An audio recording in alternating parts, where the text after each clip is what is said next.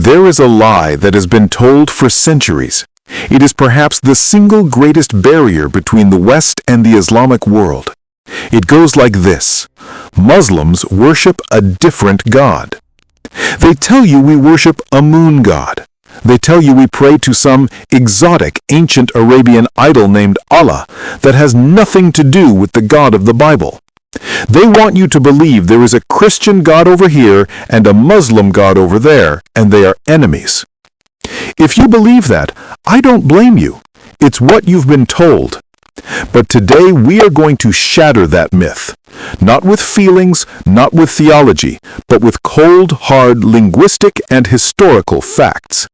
Because if we worship different gods, we have nothing to talk about. But if we worship the same God, then everything changes.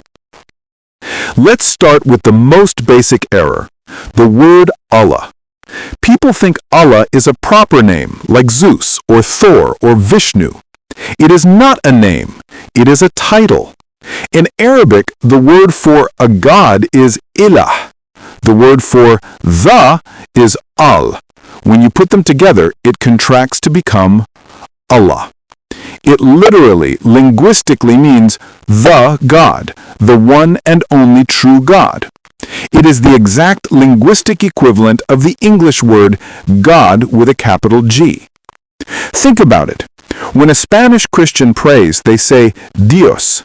When a French Christian prays, they say Dieu. Do they worship a different Spanish God or French God? Of course not. They are just using their language. Allah is just the Arabic word for the creator of the universe. And Arabic is a Semitic language. It is a cousin to Hebrew and Aramaic, the languages of Jesus and Moses. In Hebrew, one of the majestic names for God is Elohim.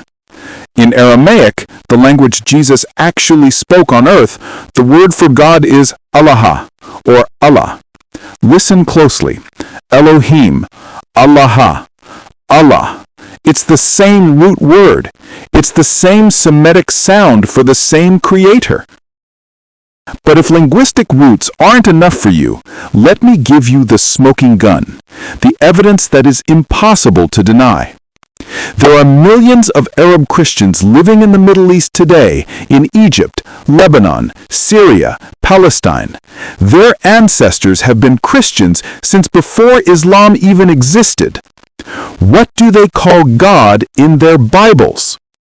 Open an Arabic Bible. Look at the very first page. Genesis 1 verse 1. In the beginning, God created the heavens and the earth. In Arabic, it reads, Fi al-badi halaka Allah al-samawat wa al-ard. Christian bishops, priests, and monks have been praying to Allah for 2,000 years.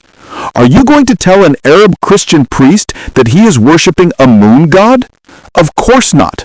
So why, when a Muslim uses the exact same word for the exact same creator, does it suddenly become a different deity? So this is the truth.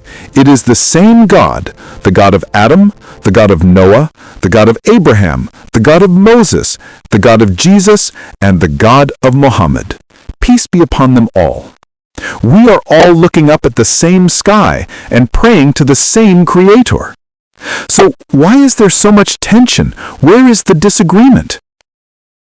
The disagreement is not on who God is. The disagreement is on what God is like. Islam came with a message of absolute, uncompromising purification of the concept of God. We believe, like the Jews, that God is one, indivisible. We respect Jesus as a mighty prophet of God, but we do not believe God has a son or partners or that he is part of a trinity. We believe God is too majestic to be divided, too powerful to need help, and too unique to become a human being. This is not a different God. This is the original God, the God of Adam, the God of Noah, the God of the Old Testament prophets who preached absolute monotheism. Islam didn't come to introduce a new deity. It came to remind humanity of the one they had forgotten or complicated with theology. We don't worship a moon god. We worship the one who created the moon. The idea that we worship different gods is a manufactured wall designed to keep us apart. Today we tore down that wall with facts. Now that the wall is gone, we can actually talk. We can discuss the nature of that one God.